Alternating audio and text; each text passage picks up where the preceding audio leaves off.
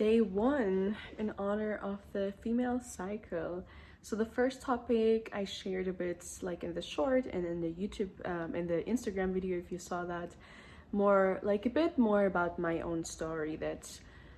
whenever now I met like people the past years on my travels, they always know that I'm like picking vegetables from the garden, going to organic farms, like doing yoga, being a yoga teacher, an herbalist, and creating like women's health workshops. They always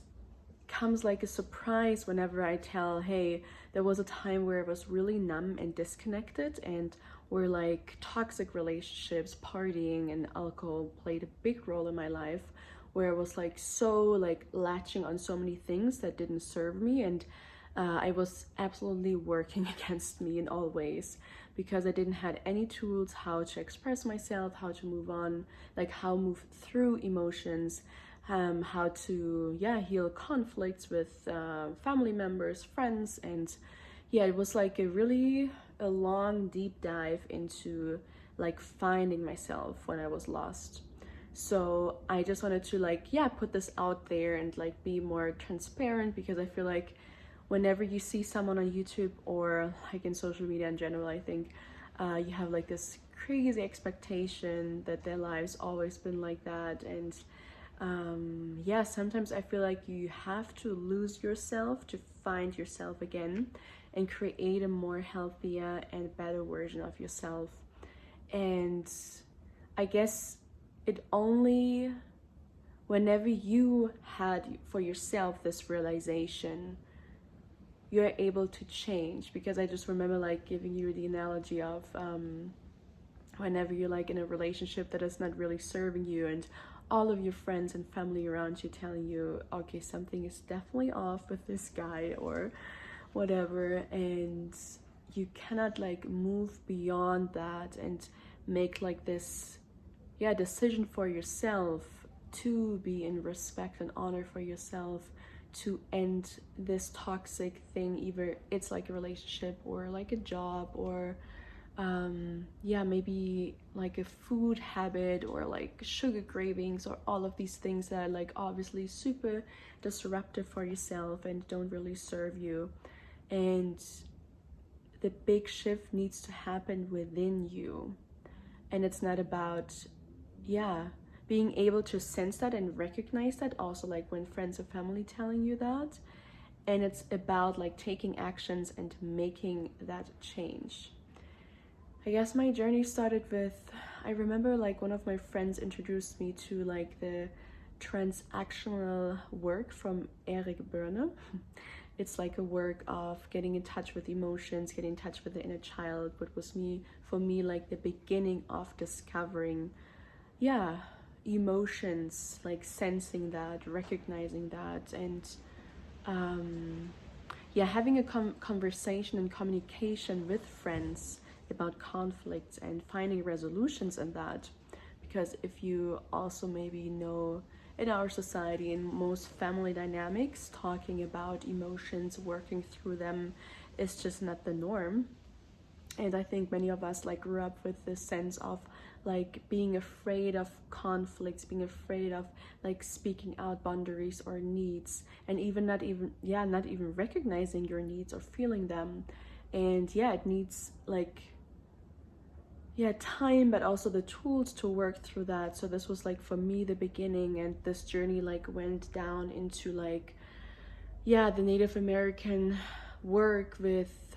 diving deeper into the sacredness of like the female cycle, discovering the 4 seasons of the cycle, where we'll definitely talk more about, and the sacredness of menstruation, and all of that like gave me all of these tools and knowledge that I was like, okay, I recognize then how much I'm working against me, and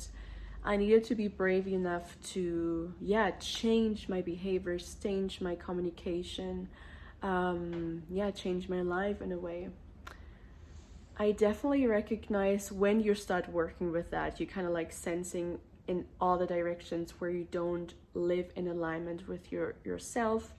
That meant for me, the toxic relationship I had with men,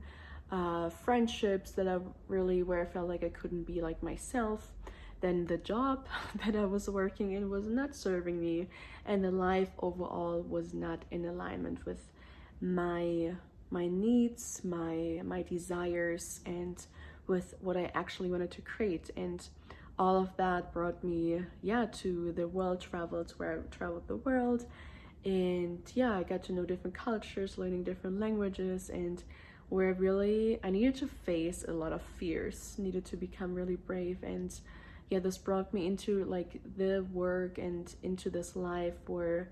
I am fully honest to myself, radical honesty about everything. When something is not in alignment, I'm making directly adjustments and not living in this loop of like not fulfillment, frustration over